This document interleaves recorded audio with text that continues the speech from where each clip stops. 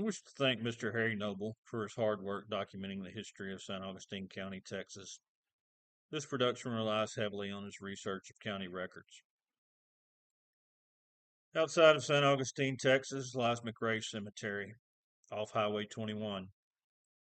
The church was organized in 1892 and was first called Wilson Church after the organizer of the First Presbyterian Church in Texas, the Reverend Hugh Wilson.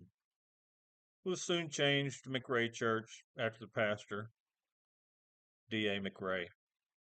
The cemetery had been in use for several years prior to the church formation. In the cemetery lies in rest one L.D. Price, whose full name is Lud Davis Price, almost certainly named after one of the prominent men of San Augustine County at that time, Lud Davis.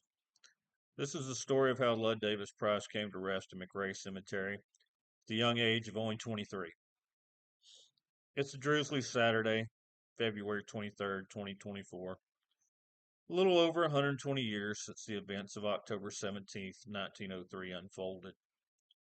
I'm standing inside McRae Cemetery where many of my family and ancestors lie buried. In one corner lies the headstone of L.D. Price, my great-grandfather's older cousin. October 17th was a Saturday, and Saturday was a big day in San Augustine. The merchants and saloon keepers made a good deal of their sales on Saturdays. San Augustine was once a prosperous town, but as with so many towns after the Civil War, it had only begun to recover after almost 40 years. A crude party line telephone had recently came into town itself, and the exchange was under design. The city marshal of San Augustine, Robert Lee Watts, was finishing up his breakfast. He was 28, married to Sally Sossaman, the Sossamans being kin by marriage to the Price family. Watts was shot and killed some years later at Tony Miller's store. San Augustine was a murderous place. William Worth Price, my great-great-grandfather's brother, and his 5 sons had loaded into their wagon and headed into town to spend the day buying supplies, visiting, and apparently drinking. Price was 63 and a veteran of the war. His sons were John Myrick, Richard Albert, Sumner Bacon, Ludd, and Thaddeus Slaughter Price. He was a farmer, and their home stood about 200 yards west of where I stand now. Milton S. Bourland was a local contractor, aged 33 years old. Bourland had developed a routine of paying his employees at Patterson's Saloon each Saturday morning, which in hindsight seems like a poor business practice. Price and his 5 sons arrived in town, parked their wagon at the livery, and headed to Patterson's Saloon. According to accounts, the Prices and Bourland were initially friendly with each other. They enjoyed a drink at this early morning hour. 10 a.m. Around this time, several men, including Charles Albus, Robert Watts, the city marshal, and Lewis Head, a deputy sheriff, spotted the Prices at Smith's Saloon, having moved on from Patterson's drinking, as testified in court. 1:30 p.m.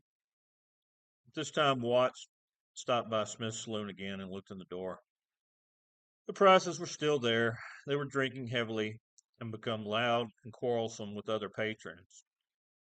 They had been drinking since at least 9, by all accounts. About 2 o'clock, Watts checked Smith's Saloon again and spotted the Prices, of which Dick seemed to be the most out of control. Watts ordered the Prices to leave, or he would have to arrest Dick. This suggestion was ignored, which would lead to dire consequences later. 2:30 p.m. By this time, Watts had had enough. He went back inside the saloon and placed Dick under arrest. He managed to get out the back door, but as he started up the alley, he was confronted by Tad, the youngest, with his knife drawn. Watts released Dick and quickly drew his pistol.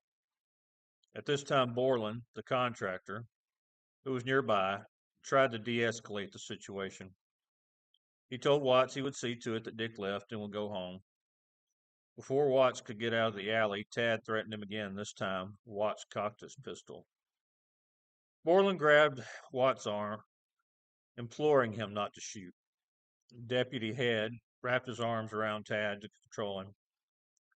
Watts placed Dick under arrest again. All the Price men had gathered in the alley by now, who were menacing the policemen. Bourland was apparently asked by Watts to guard the rear while they got Dick into the jail. This caused an argument to arise between John Price and Bourland. 2:55 p.m. Kirk Border was sheriff at the time and killed some 7 months later himself. He told Bourland to be on his guard since the Prices were drunk and dangerous. The sheriff ordered the men to disperse, and Bourland went back to Patterson's saloon. 4:45 p.m. About this time, Ludd and John walked into the Tucker and Sharp hardware store. Ludd purchased a .45 revolver, and John stole Ben Ducker's pistol when Ben wasn't looking.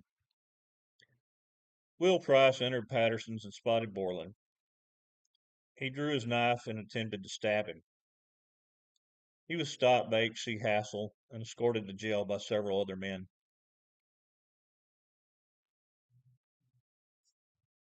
Dr. George Smith spotted Ludd and John on the sidewalk and attempted to discourage them from going to Patterson's. He was in front of the Lewis Knight Saloon when he asked the young men not to go to Patterson's. Marshal Watts also saw them at this time and told them to leave. They brushed past Watts and headed for the door of Patterson's. Why they ignored Watts and focused on Bourland, I do not know. Ludd pushed through the door and headed straight for Bourland. A large revolver and a .32 protruded from his belt. Apparently, Ludd proceeded towards Bourland and cursing him for causing all the trouble. The Patterson brothers, Alfred and Reese, tried to separate the men. Alfred trying to calm Ludd down, and Reese trying to get Bourland to leave before he got killed. Watts entered the bar, but had his hands occupied with another disturbance involving the Clanahan family. At this time, Bourland was behind the bar and pouring himself a drink. Ludd shouted and said Bourland was the cause of all this and threatened to shoot Bourland. What happened next isn't clear. When one of the two men pulled his weapon. Bourland struck Ludd over the head with a large pistol. Ludd fell to the floor. Lewis Head and Floyd Matthews bit down to pick him up. Tad was next door at Shake Smith's saloon. He began running to Patterson's. There were several witnesses to Bourland striking Ludd, but they did not tarry, wishing to avoid the danger.